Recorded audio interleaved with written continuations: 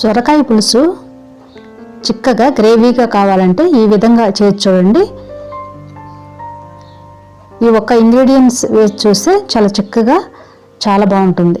ఇది రైస్లోకి, ఇంకా చపాతీ, పుల్కా, పూరీలోకి, దేనిలోకైనా చాలా బాగుంటుంది.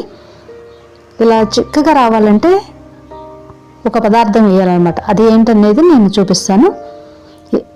ఇలా చేయడం వల్ల చాలా టేస్టీగా ఉంటుంది.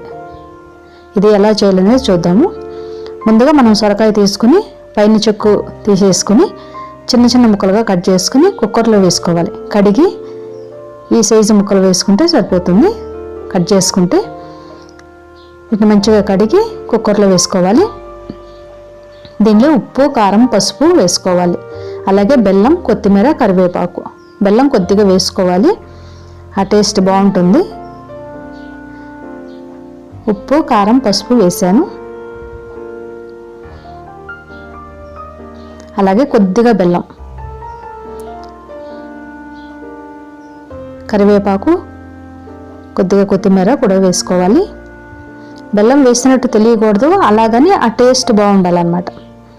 ఇప్పుడు దీనిలో ఒక 2-3 పచ్చిమిర్చి ముక్కలు, అలాగే ఒక చిన్న సైజు ఉల్లిపాయ ఈ విధంగా కట్ చేసుకుని దీనిలో వేసుకుని దీనిలో కొద్దిగా వాటర్ వేసుకోవాలి.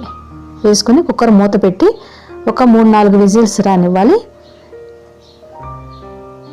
ఈలోపు మనం చింతపండు కూడా నానబెట్టి పక్కన పెట్టుకుందాం. చూసారు కదా, ఒక 4 విజిల్స్ వచ్చిన తర్వాత ఈ విధంగా ఉంటుంది. ముక్క మంచిగా ఉడికిపోయింది. మనం మామూలుగా గిన్నెలో కూడా డైరెక్ట్గా కూడా చేసుకోవచ్చు. మనం త్వరగా ఫాస్ట్గా అయిపోవాలి, పొద్దున్న అడావుడిగా ఉంటుంది కదా, అలాంటప్పుడు ఈ విధంగా కుక్కర్లో ముందే ఉడికించుకుంటే మనకి పని త్వరగా అయిపోతుంది, కర్రీ టేస్ట్ కూడా ఉంటుంది. అలాగే చింతపండు నానబెట్టుకున్నాం కదా, దాన్ని రసం తీసుకుని దీన్ని ఉడికించుకున్న ముక్కల్లో వేసేసుకోవాలి. ఇప్పుడు మనకి ఎన్ని వాటర్ కావాలనేది చూసుకుని దానిలో వాటర్ వేసుకుని కలుపుకొని పక్కన పెట్టుకోవాలి.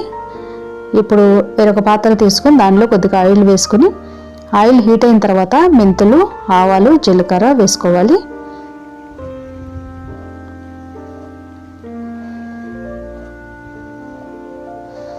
ఈ కర్రీ చాలా బాగుంటుంది. చిన్నపిల్లల నుండి పెద్దవారి వరకు ఎవరైనా ఇష్టంగా తింటారు. ఈ విధంగా చేసి పెడితే మనం దీంట్లో ఉల్లిపాయలు, పచ్చిమిర్చి ముక్కలు వేసుకుని, అలాగే ఎండుమిర్చి కూడా వేసుకుని వేయించుకోవాలి.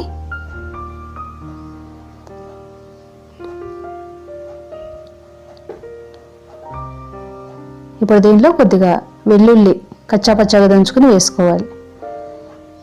అలాగే కరివేపాకు, కొత్తిమీర కూడా వేసుకోవాలి. మనం తాలింపు వేసుకుంటాం కదా, అలాగే దీంట్లో కొద్దిగా ఇంగు వేసుకుంటే ఆ ఫ్లేవర్ బాగుంటుంది. ఇంకా డైజెషన్ కూడా చాలా మంచిగా అవుతుంది. దీంట్లో కొద్దిగా పసుపు వేసుకున్నాను. ఆల్రెడీ ఉడికించేటప్పుడు కొద్దిగా వేసాను. ఇప్పుడు తాలింపులో కొద్దిగా వేసుకుంటే మంచి కలర్ వస్తుంది. ఇప్పుడు ఇంగువ కొద్దిగా వేసుకుంటే మనకి డైజెషన్ ప్రాబ్లం లేకుండా ఉంటుంది. ఇవన్నీ వేసుకుని ఒకసారి తిప్పుకొని మనం ముందుగా ఉడికించి పెట్టుకున్నాం కదా, సొరకాయ ముక్కలు వేసేసుకోవాలి. ఇప్పుడు మనం వాటర్ కూడా సరి చూసుకోవాలి, ఎంత వాటర్ కావాలి మనకు అనేది. చూడండి, ఇప్పుడు వాటరీగా ఉంది కదా, పల్చగా ఉంది, చిక్కగా లేకుండా. ఇది చూడండి, బియ్యం పిండి, ఒక స్పూన్, చిన్న స్పూను బియ్యం పిండి వాటర్లో కలిపేసుకుని ముందుగానే మనం ఈ విధంగా చేత్తో కలిపేసుకుని ఉండలు లేకుండా వేసుకోవాలి. డైరెక్ట్గా బియ్యం పిండి వేస్తే ఉండలు కట్టేస్తుంది.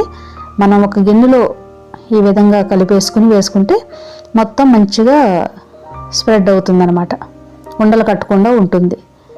ఇప్పుడు దీన్ని వేసుకున్న తర్వాత మనకు కావాలంటే కొద్దిగా వాటర్ వేసుకోవచ్చు, లేదా ఆ విధంగా ఉంచుకున్నా పర్లేదు. ఇప్పుడు మనం మంచిగా ఉడికించుకోవాలి. కాసేపు ఒక 5 నిమిషాలు ఉడికించుకుంటే సరిపోతుంది. చింతపండు పులుసు కూడా ఆల్రెడీ వేసేసాం కదా. ఈ విధంగా చూడండి ఎంత చిక్కగా అయిందో. ఇందాక వాటర్గా ఉంది కదా పులుసు, ఇప్పుడు చూడండి చిక్కబడింది. ఇది చాలా బాగుంటుంది ఇలా చేసుకుంటే. ఇది వైట్ రైస్లోకి, ఇంకా చపాతీ, పూరి, పుల్కా దేనిలోకైనా చాలా బాగుంటుంది. పైనుండి కొత్తిమీర వేసుకుందాం. చూశారు కదా, ఎంతో టేస్టీగా ఉండి సొరకాయ పులుసు రెడీ అయిపోయింది. సొరకాయ పులుసు ఎప్పుడు చేసినప్పటికీ ఈ విధంగా చేయండి. కొద్దిగా బియ్యం పిండి వేసుకుంటే చాలా బాగుంటుంది. మనం వేరే కూరగాయలు ఏమి వేయకుండా ఓన్లీ సొరకాయతోని వేసుకుంటున్నాం కాబట్టి మనకి చిక్కగా ఉండదు, వాటరీగా ఉంటుంది. అలాగని అన్నంలో కలవదు. ఓన్లీ వాటర్గా పులుసులాగా ఉంటే అంత బాగుండదు కదా. ఈ విధంగా చేసుకుంటే అన్నిటిలో కలుస్తుంది. ఇంకా చపాతీ, పుల్కా, పూరీలో కూడా చాలా బాగుంటుంది. మీరు కూడా తప్పకుండా ట్రై చేయండి. ఈ వీడియో మీకు నచ్చినట్టయితే please like, share, subscribe my channel. Thank you for watching.